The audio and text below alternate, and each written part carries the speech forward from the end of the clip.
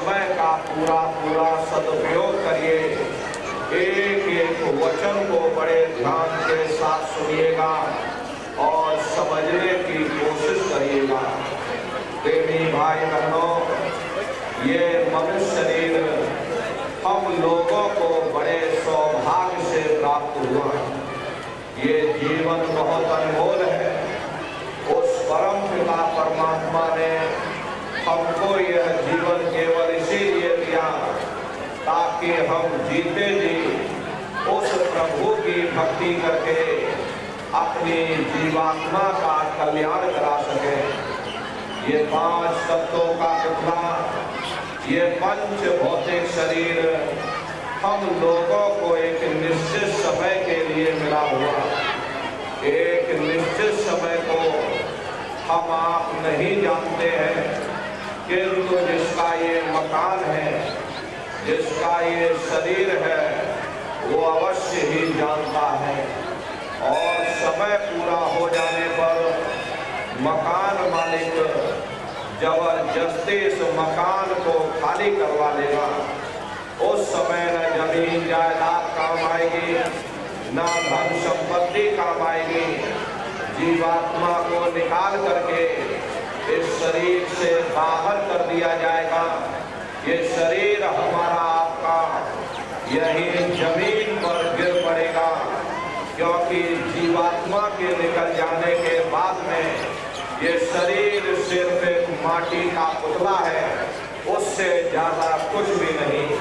आप इस मिट्टी के पुतले को ले जाकर शमशान भूमि पर जला करके राख कर दोगे।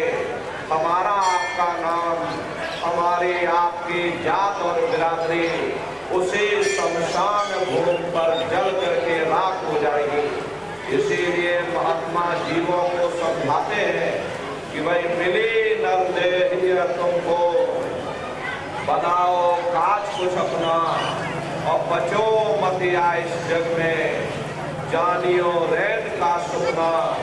प्रेमी भाई बहनों, जैसे रात में हम लोग स्वप्न देखते हैं, हालांकि उस समय पर हमें स्वप्न सच मालूम पड़ता, असली प्रतीत मालूम होता है। लेकिन जब हम सुबह उठते हैं, जब हमारी आंखें खुलती हैं, तब हमें होश आता, नहीं भाई हम तो स्वप्न देख रहे थे, ये सब भ्रम है। ठीक उसी प्रकार से ये दुनिया भी 10, 20, 100 साल का स्वप्न है। अब आप कहोगे हम जाग रहे, परंतु प्रेमी भाई बहनों, ऐसा हरगिज नहीं है। जिस दिन मौत का वक्त आएगा, हम आप रोएंगे, हाय हाय करके चिल्लाएंगे कि हाय हमने सारी जिंदगी यूं ही स्वप्न में गुजार दी। जागने का समय तो अभी आया था, जो कुछ करना था अभी करना था। लेकिन प्रेमी भाई बहनों, अब पछताए होत क्या जब चिड़िया चुग गई खेत। महात्मा प्रेम से जीवों को समझाते हैं कि भाई देह और ग्रह सब झूठा, भरम में काहे को कपना। ये घरबार हमारा अपना नहीं, हरे पराया देश है। ये सराय खाना है, ये मुसाफिर खाना है। ये शरीर भी तुम्हारा अपना नहीं, ये भी काल का पिंजरा है, किराए का मकान है, पराया मकान है। किसी को 40-50 साल के लिए मिला, किसी को 80-90, 100 साल के लिए मिल गया। अरे जितने जितने श्वास उस मालिक ने बख्शे हैं, उसे भुगतने के बाद में हमें शरीर को यही छोड़ जाना। श्वास दुधारा निधि जारी, एक दिन खाली चाम। प्रेमी भाई बहनों, एक तालाब पानी से चाहे कितना भी क्यों ना भरा हो, आप एक छोटी सी नाली काट कर खोद दीजिए, तालाब में छोटा सा छेद कर दीजिए, तो सारा पानी ही तालाब से बाहर निकल जाएगा। ठीक उसी प्रकार से हमारा ये शरीर भी श्वासों का भंडार है। जब तक श्वासों का भंडार जारी है, हम दुनिया के कामकाज में फंसे हुए दुनिया के कारोबार में हम आप उलझे हुए, लेकिन जिस वक्त ये 100 का भंडार खाली होगा, अरे टेलीफोन खड़क जाएंगे, तार पहुंच जाएंगे, संदेश पहुंच जाएंगे, सब रिश्ते नातेदार, सब कुटुंब परिवार वाले, सब अड़ोस पड़ोस वाले मिनटों सेकंडों में इकट्ठा हो जाएंगे। अरे नर नारियों, जिस शरीर से तुम इतना प्रेम किया करते थे, उसे कोई एक रात भी घर में रखने को तैयार नहीं होता, मामूली कष्ट नहीं होता। मौत के समय में घनघोर पीड़ा होती है, जनमत मरत दुसह दुख हुई। सहजो बाई ने बयान किया कि सहजो मौत आइया, अंग अंग दिया तोड़, और हिया जरे छाती फटे, उठे पीर घनघोर। गुरु महाराज सत्संग में फरमाते थे कि जैसे 1 लाख भिक्षु एक साथ मिल करके हमारे जिस्म पर डंक मारे, उससे भी लाखों करोड़ों गुना ज्यादा मौत के समय में दर्द होता है। जब मृत्यु आती है तो किस तरह से प्राण निकलते, प्राणों के निकलने की क्या प्रक्रिया होती है, पहले उसे आप अच्छे से समझ लीजिए। देखो प्रेमी भाई बहनों, जैसे संसार में महाप्रलय आती, महाप्रलय के समय क्या होता, सबसे पहले पूरी पृथ्वी रह जाती। ये पृथ्वी पानी में घुल करके पानी बन जाती है। मानव सृष्टि की प्रलय एक बड़ी कयामत है और शरीर की प्रलय छोटी कयामत है। तो जैसे ही मौत आती, सबसे पहले गुदा चक्र टूटता है, सिमटत भास श्वास उठ जावे, और प्राणपति जब सिमट समावे, उस समय हमारी श्वासें रुक जाती, शरीर की चेतना पीछे सिमटने लगती। तो सबसे पहले गुदा चक्र टूटता, क्योंकि गुदा चक्र में पृथ्वी का वास होता है। गुदा चक्र टूट करके ऊपर इंद्रिय चक्र में समा जाता, इंद्रिय चक्र में जल का वास होता, यानी जल ने पृथ्वी को घोल दिया। फिर जब इंद्रिय चक्र टूटेगा तो ऊपर नाभि चक्र में समा जाएगा, नाभि चक्र में अग्नि का वास होता, यानी अग्नि ने फिर जल को सुखा दिया। ये नीचे से सिमटाव होता है, नीचे से ऊपर की ओर सिमटाव होता। फिर जब ये नाभि चक्र टूटेगा तो हृदय चक्र में समा जाएगा, हृदय चक्र में वायु का वास होता, यानी वायु ने अग्नि को अपने में मिला लिया, और इस तरह से वायु आकाश में उड़ गई। ये आँखों की पुतलियाँ ऊपर पलट जाती हैं, मुंह खुला का खुला रह जाता। अरे महात्मा कहते हैं कि भाई जब यह कर्म कलाय उपजावे और बुद्धि सुरत की आन दबावे, जब यह जीवात्मा पांचों तत्वों को लांग करके जल पृथ्वी अग्नि वायु आकाश पांचों तत्वों को लांग करके ऊपर आती है, तो काल दाढ़ में आन दवानी, और जब डर के नैनन से पानी, जब काल अपनी दाढ़ में दबाता उस समय नेत्रों से पानी निकलता, इंद्रियां टूट टूट करके चकनाचूर हो जाती, सब रिश्ते नातेदार खड़े रह जाएंगे, डॉक्टर वैद्य हकीम सब आपको घेरे रह जाएंगे। लेकिन प्रेमी भाई बहनों, उस समय आपको कोई बचा नहीं पाता। यमदूत आते हैं, प्राणों की डोरी को तोड़ देते और जीवात्मा को खींच करके इस शरीर से बाहर कर दिया जाता। और जैसे ही जीवात्मा शरीर से अलग हुई, ये शरीर हमारा आपका मिट्टी हो जाता। फिर इस मिट्टी को एक रात अपने घर में कोई रखने को तैयार नहीं होता। अरे आपके कितने भी सगे संबंधी क्यों ना हो, खास नात रिश्तेदार क्यों ना हो, लेकिन एक रात कोई घर में मिट्टी रखने के लिए तैयार नहीं होते। कहते भाई जल्दी करो जल्दी करो, अब इनकी शक्ल देखने में हमको डर लग रहा, जल्दी से बाजार से कफन खरीद के लाओ, जल्दी से लकड़ियां खरीद के लाओ, जल्दी से चिता तैयार करो, इनको घर में से जल्दी से उठा ले जाओ, वहीं शमशान भूमि पर जला देना। ये जो घर में इनके कपड़े लत्ते पड़े हुए, अरे इनके कपड़े लत्ते भी उठा ले जाओ, वहीं शमशान भूमि पर जला देना। जिस बिस्तर पर ये लेटे रहे ये बिस्तर भी अशुद्ध हो गया।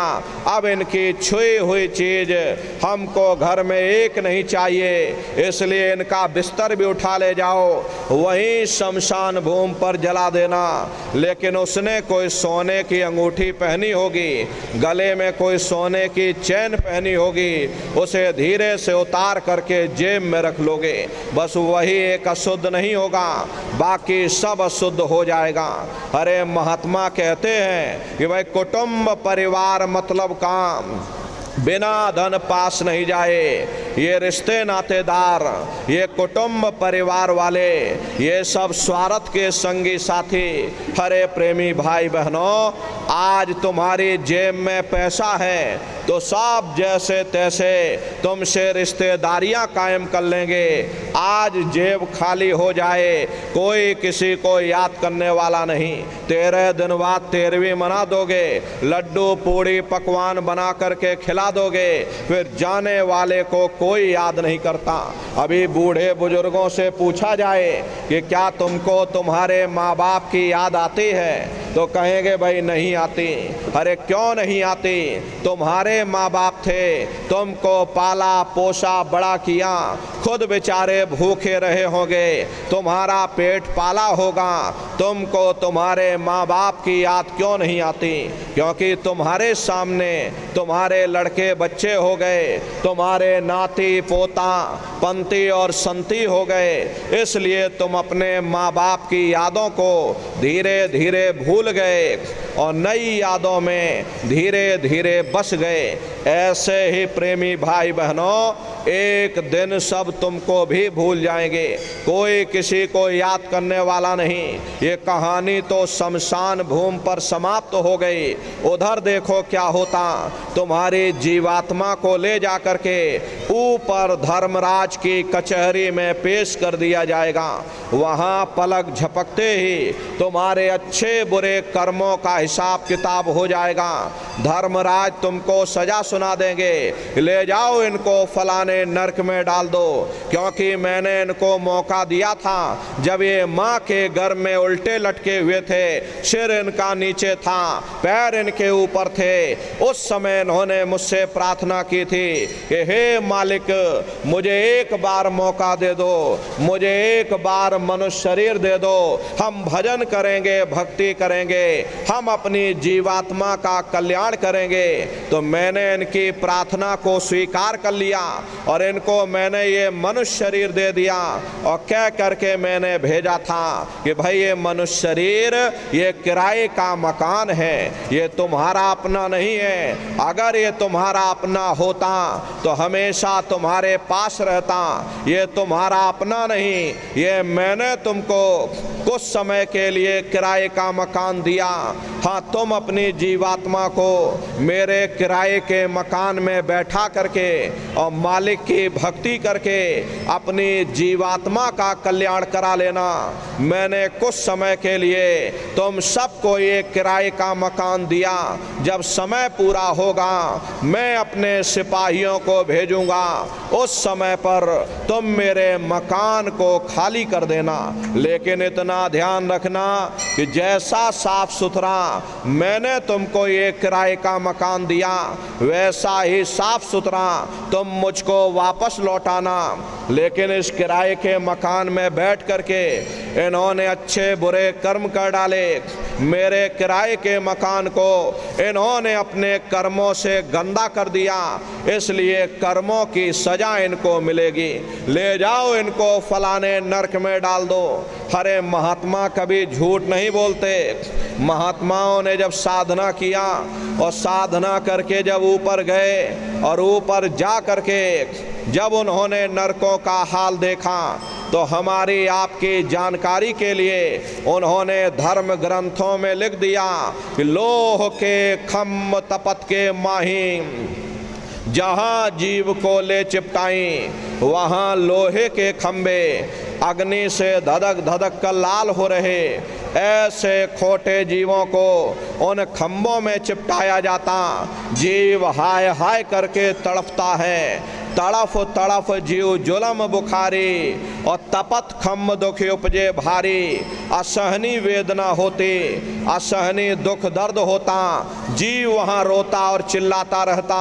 लाखों लाख जोजन मील तक तुम्हारे रोने और चिल्लाने की आवाज़ नरकों में जाती, लेकिन प्रेमी भाई बहनों वहाँ कोई तुम्हारी पुकार सुनने वाला नहीं, कोई तुम्हारी दर्द भरी आवाज़ को सुनने वाला नहीं।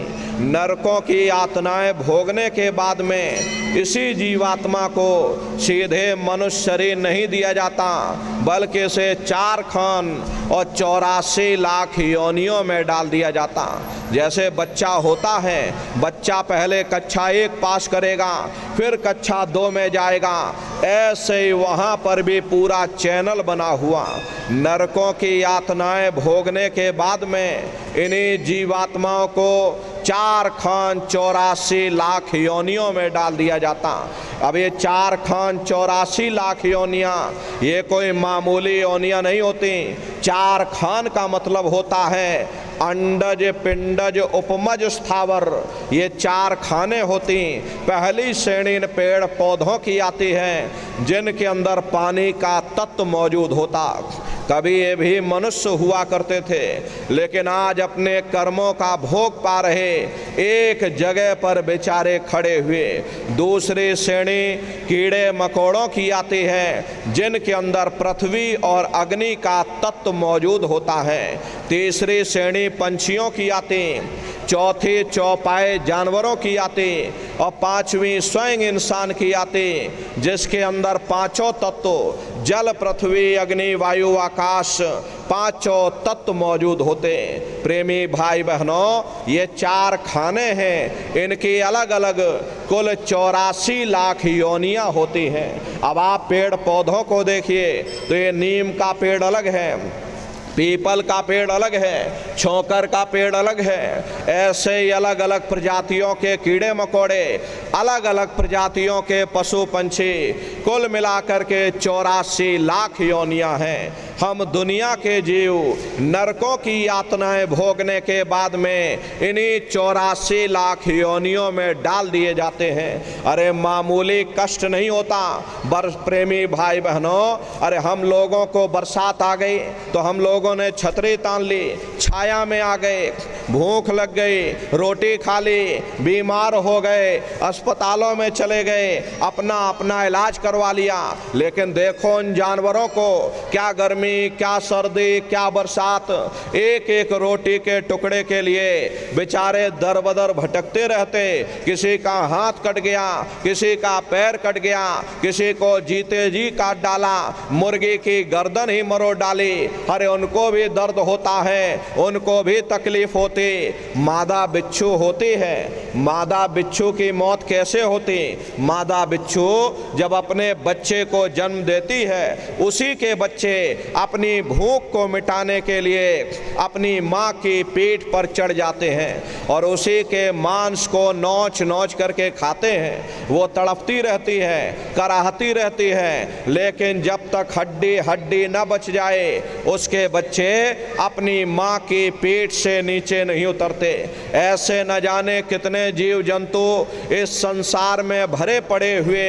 बीमार बैलों की आप दुर्दशा देखिए, रोड पर बेचारे भटक रहे, भीग रहे, एक एक रोटी के लिए तड़फ रहे। कौन उनकी पुकार सुनने वाला, कौन उनकी दर्द भरी आवाज को सुनने वाला? कौन सी अदालत में जाकर के वे बेचारे दरवाजा खटखटाएं? कौन मजिस्ट्रेट उनकी फरियाद को सुनेगा?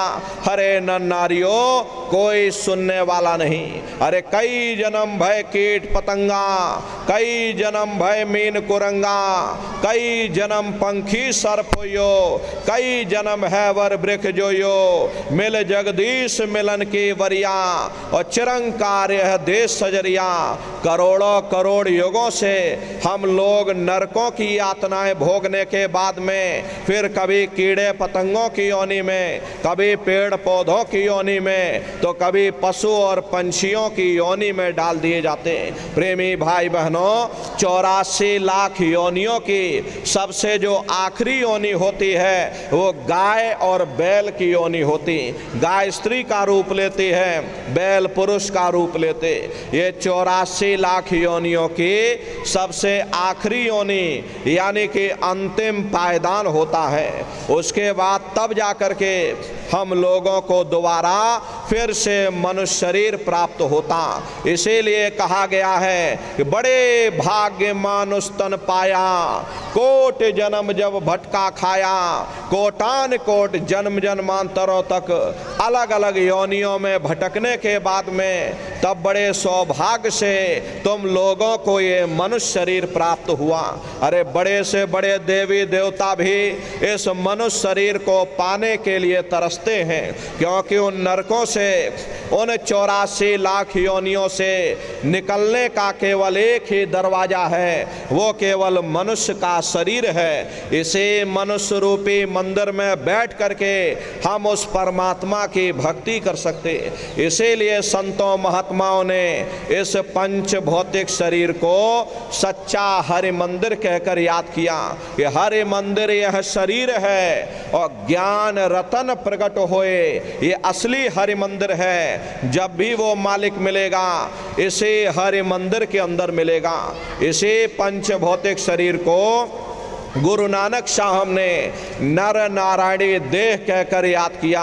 ये वो देह है जिसमें नारायण स्वयं विराजमान हैं। वो नारायण जब भी मिलेंगे तुम्हें तुम्हारे अंदर मिलेंगे। यही कबीर साहब ने लिखा कि जो तिल माही तेल है, जो चकमक में आग, और तेरा साईं तुझ में, और जाग सके तो जाग।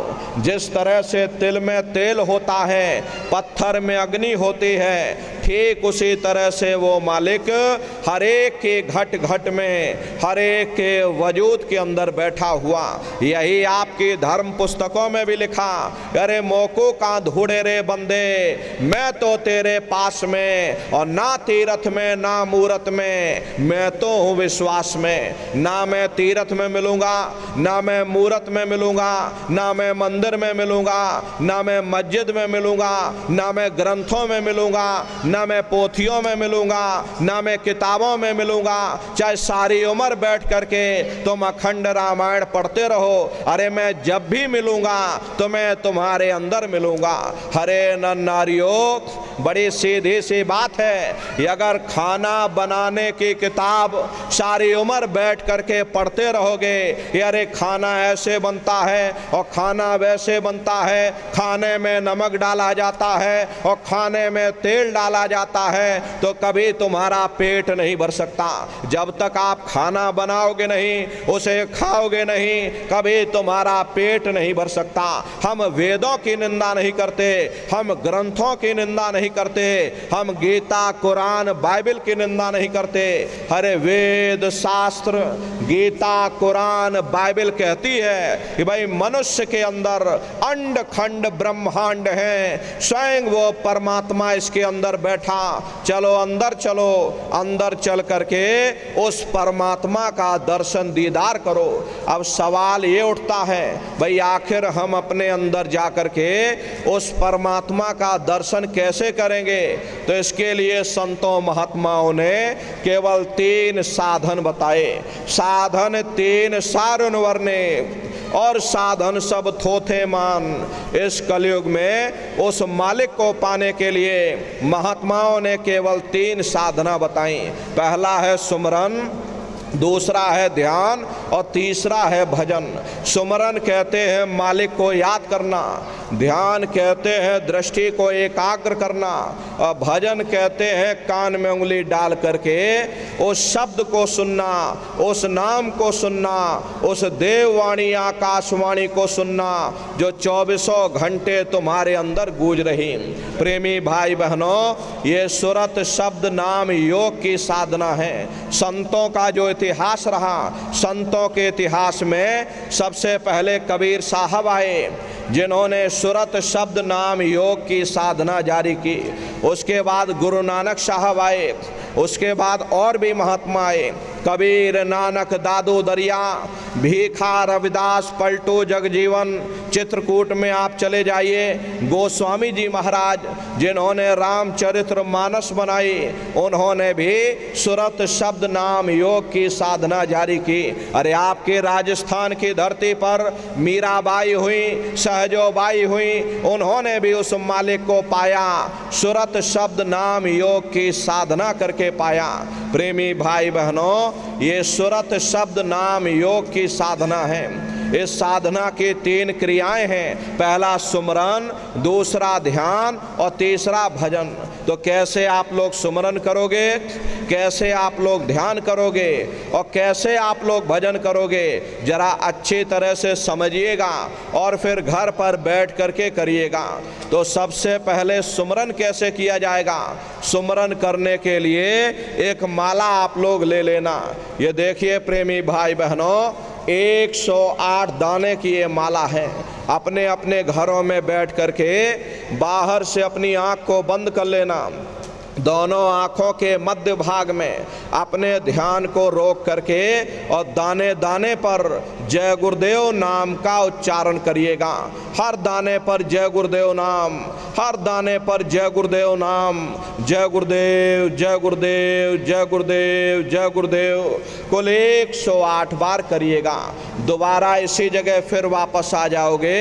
जब आप जय गुरुदेव नाम का उच्चारण करोगे तो दोनों आँखों के मध्य भाग में अपने ध्यान को एकाग्र करके और दाने दाने पर जय गुरुदेव नाम का उच्चारण करिएगा। जिसको आप याद कर रहे हो, एक समय ऐसा आएगा वो अंतर में तुम्हारे सामने प्रकट हो जाएगा। उसके स्वरूप को देख लेना, उसी के स्वरूप को याद करके जय गुरुदेव नाम का सुमरन सभी नए प्रेमी भाई बहन करिएगा। दूसरी बार फिर यहीं से जय गुरुदेव नाम का सुमरन, तीसरी बार फिर यहीं से जय गुरुदेव नाम का सुमरन। इस तरह से कुल 8 बार जय गुरुदेव नाम का सुमरन सभी नए प्रेमी भाई बहन करिए।